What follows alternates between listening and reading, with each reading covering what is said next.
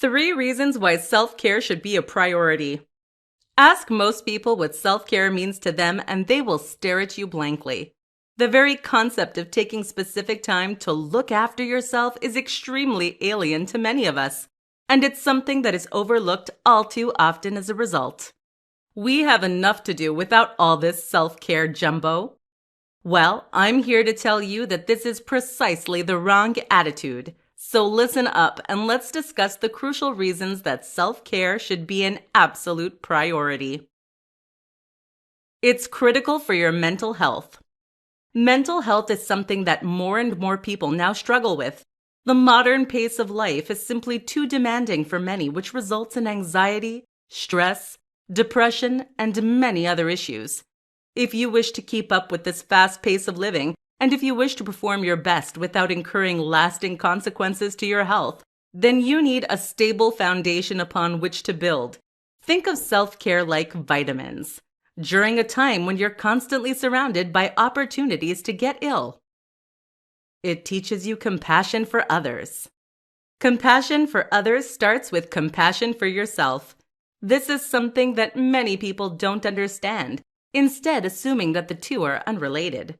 In fact, though, by better learning your own emotions and by cultivating the emotional intelligence that comes from that, you can learn to spot when others need you as well. Not only that, but by looking after yourself, you will be in a fitter state to be able to look after others. How can you help someone if you're close to going to pieces yourself? It makes life more enjoyable. Perhaps you're able to get by without self-care. Maybe you can just about complete the work you need to, and perhaps you won't get ill. But if you continue to neglect your own well-being, what's the point?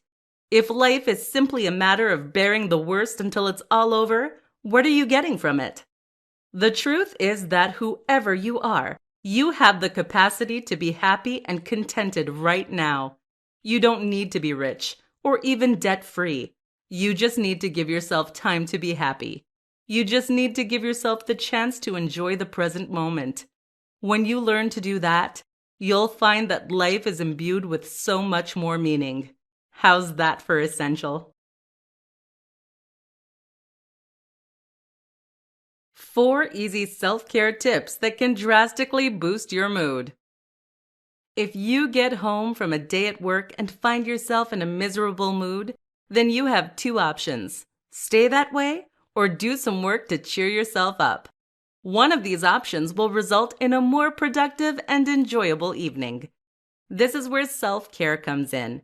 And in this presentation, we'll look at 4 easy methods to drastically boost your mood. Go for a stroll. Spending time outdoors has been shown to improve your health in countless ways.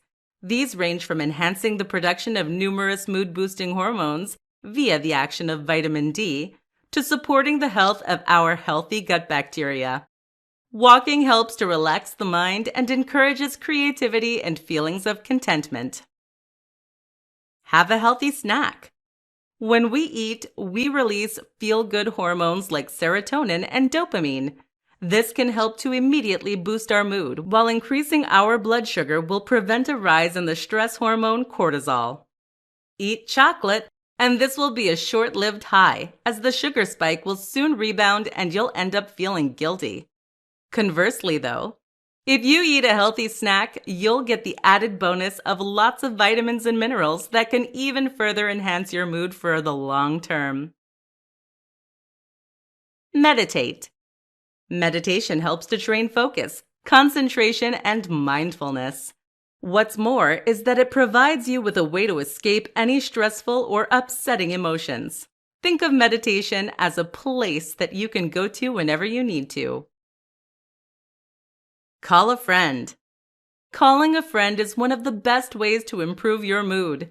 Humans are social animals, and when talking with friends, you will find that this immediately lifts your spirits.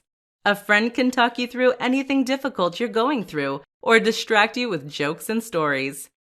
While calling friends is great for your mood, seeing someone in person is even more effective.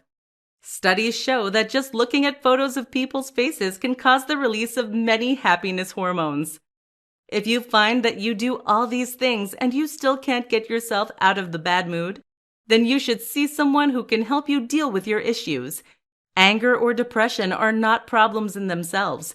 They are symptoms of wider problems that you need to address if you and your loved ones are going to get any peace.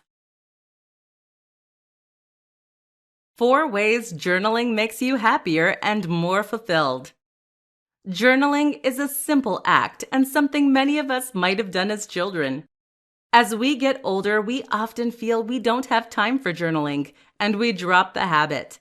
But this is a huge shame, as not only is journaling a rewarding experience in itself, it's also a practice that can help you to cultivate a better mindset, more gratitude, and overall greater happiness and calm. So how does journaling offer all of those benefits? In this presentation, that's exactly what we'll be looking at. It helps you reflect on your day. Firstly, journaling will help you to reflect on your day and gives you the opportunity to think deeply about what went well and what went wrong. This kind of black box thinking is perfect for making positive changes in your life, as it helps you to see where things could be going better. It provides a record. Another great reason to journal is that it allows you to remember things that you would otherwise have forgotten. The simple act of writing things down helps to cement them in the memory and to thereby ensure they have more lasting impact. At the same time, though, this also gives you the option to read those things back and to relive days and weeks from your history. Not only does this give you a better sense of perspective and context for your life, but it also means your memories become fuller. That in turn makes your life seem longer and richer, which helps to make you a more contented and well-developed individual. Gratitude. Journaling doesn't just mean writing down what happened during the day. It can also mean taking part in various different exercises. One such exercise is gratitude. Take some time each day to write down 3 things that you're grateful for. This practice will help you to remember that you already have so much and to not simply focus on the things you don't have. Guess which makes you happier? Self-love. Another similar exercise is to write down 3 more things. This time, things that you like about yourself. Alternatively, you could write down nice compliments that others have paid you. This helps us to focus more on our positive traits rather than negative ones, as we so often do. Simply taking the time to bask in these feelings of self-love can transform the way you feel on a daily basis. And it's all thanks to journaling. 5 ways to make tomorrow the best day ever. Let's make tomorrow the best day ever. You ready?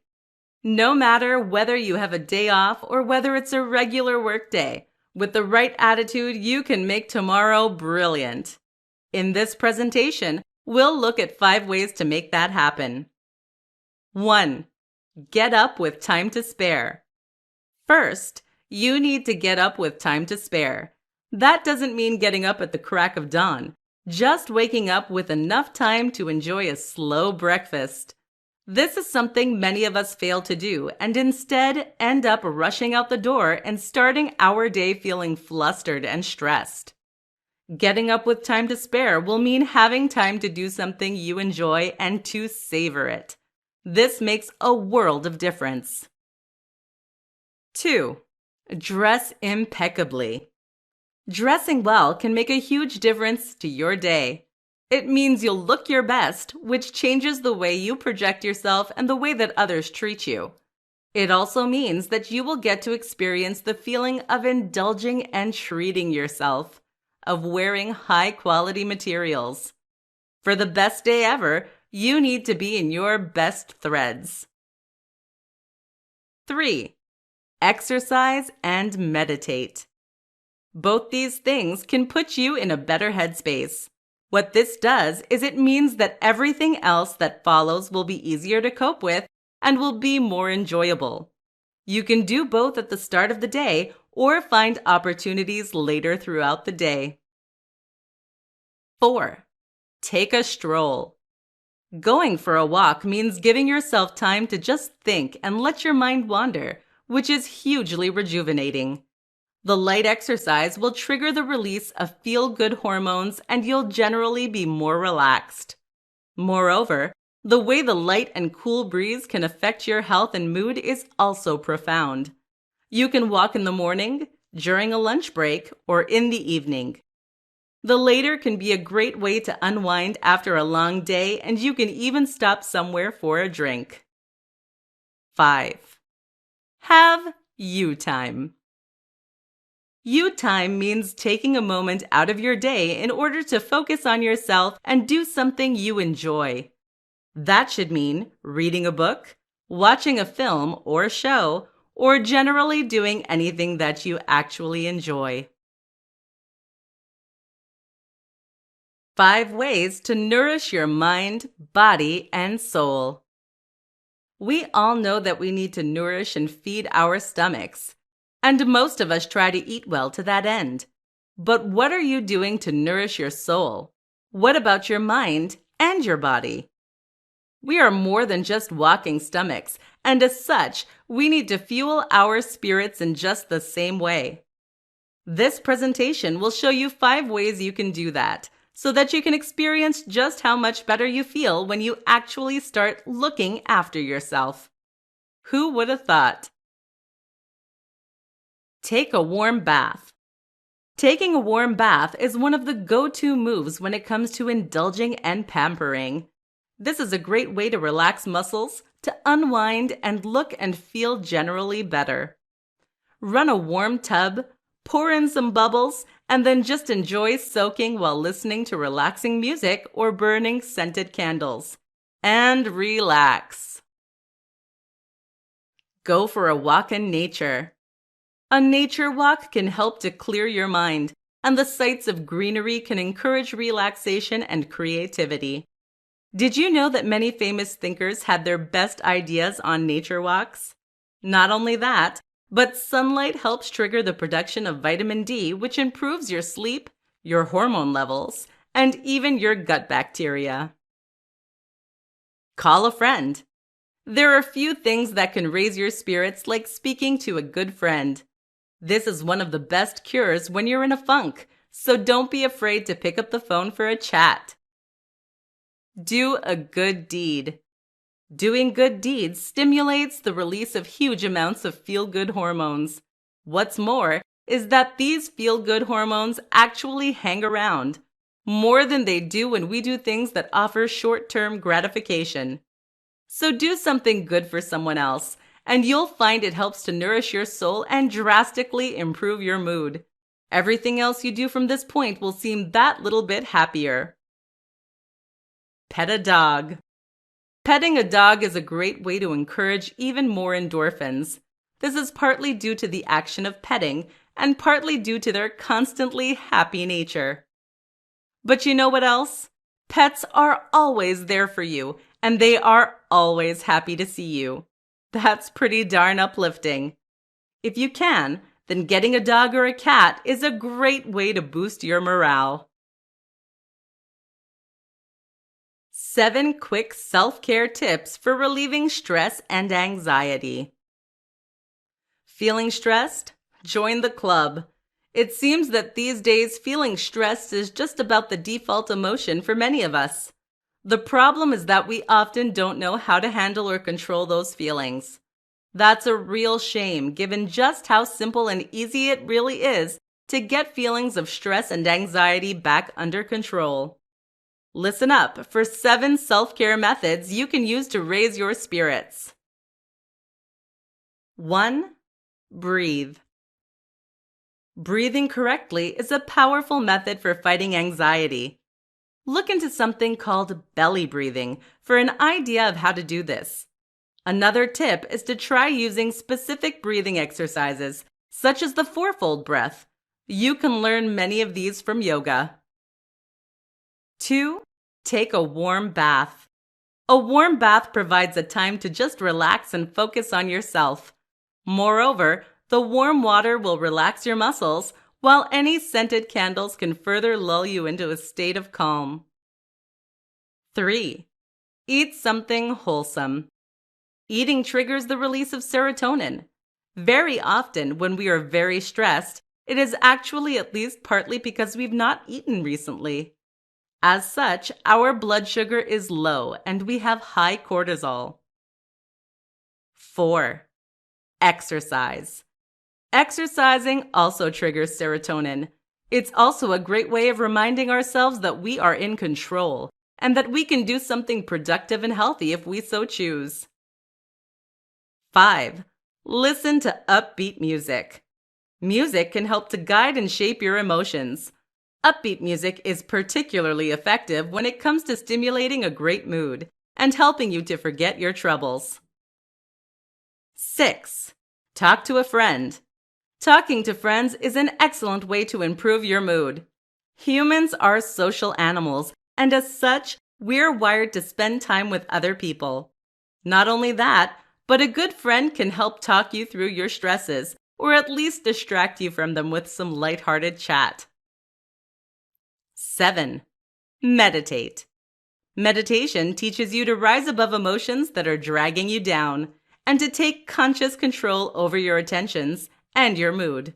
This is a powerful tool and one that everyone can benefit from. To get started, just find a quiet place, sit down, close your eyes, and focus on your breathing. If you find your mind wandering, then just gently bring it back to your breath. How to create a morning self-care routine for a successful day. How do you start your morning?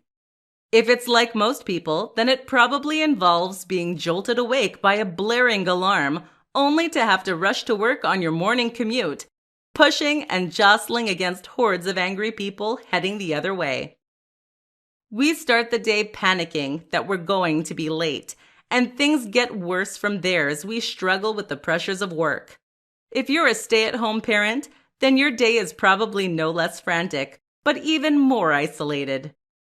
Is it any wonder that any of us lack the self-love and confidence we need to really perform at our best? In this presentation, we're going to fix that by going over a routine that can help you to start each day right. Meditate. Meditation has countless profoundly beneficial impacts on your psychology and mental health. Not only will meditation help you to find a moment of calm and peace, but it will also encourage important new connections in the brain that correlate with greater motivation, focus, and emotional stability. Journaling. Keeping a journal is an excellent way to guide and assess your thoughts and feelings. Write down how you want the day to go and visualize the best outcomes. At the same time, take a moment to write down 3 things you are grateful for and 3 things you like about yourself. By directing your attention in this way, you can focus less on the things that make you feel overwhelmed and incapable, and more on the things that fill you with warmth and happiness. Affirmations. Read out positive affirmations that remind you that you are a worthwhile and successful person. Read them aloud for a greater impact. Different people respond better to different affirmations, so spend some time finding the ones that work best for you. You can also place these affirmations around your home in the form of Post-it notes. Groom. Next, you should spend some time grooming and making sure that you take the time and effort to really prepare yourself for the day. This is something you do not only to look your best and feel your best, but also to enjoy taking time to spoil yourself and really indulge. The whole ritual of the warm water and the fact you are taking the time is not only cleansing, but it also reminds you to take time for yourself. How to cut out toxic people in your life. Self-care is not just about what you do, but also what you stop doing. There are many habits and behaviors that can slowly eat away at your mood, your contentment, your health, and more.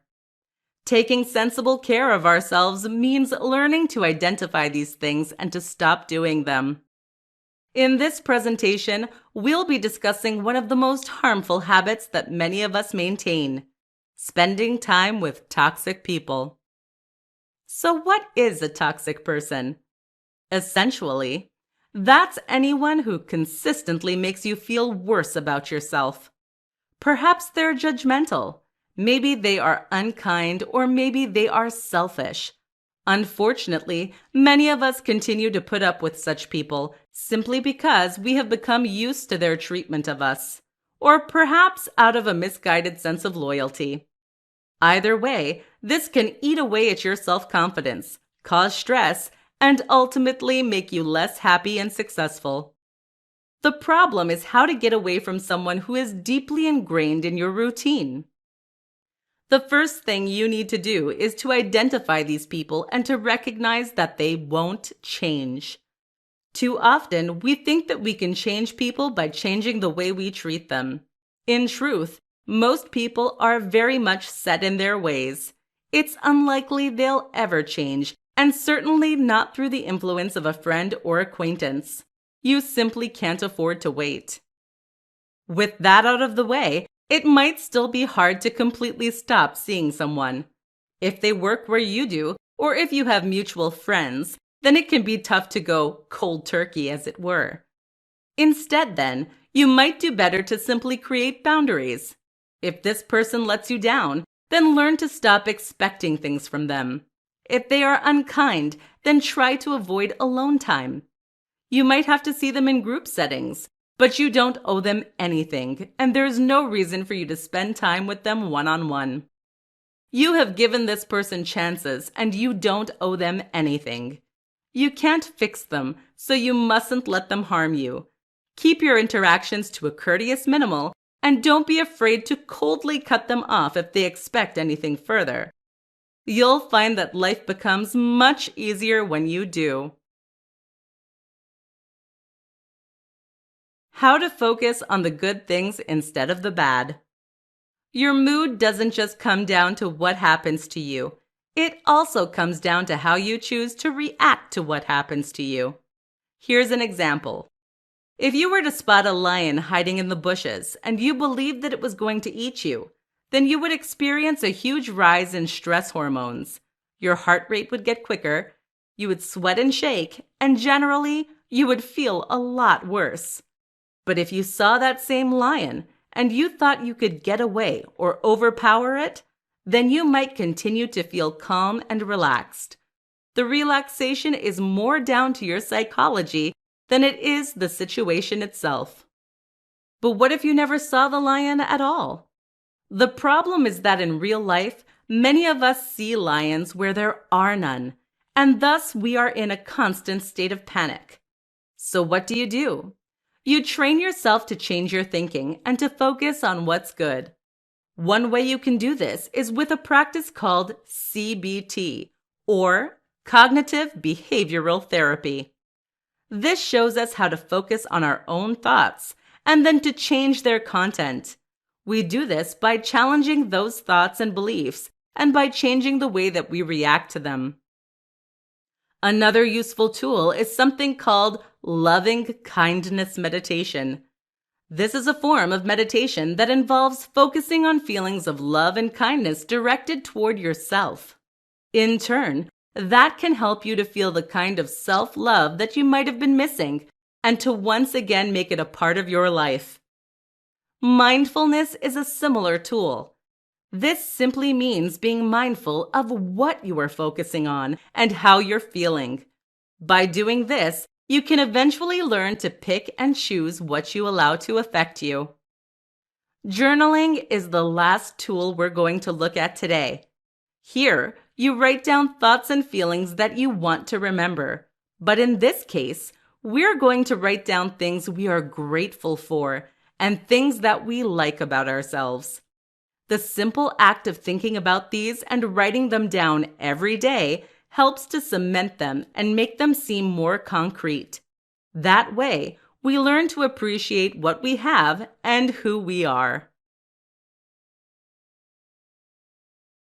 How to say no and why setting boundaries is important. Many of us fail to care for ourselves the way we should. Part of this is down to a lack of consideration for the way we treat ourselves. Perhaps self-care simply isn't something you've considered in the past. But part of it is also down to your sense of commitment to others.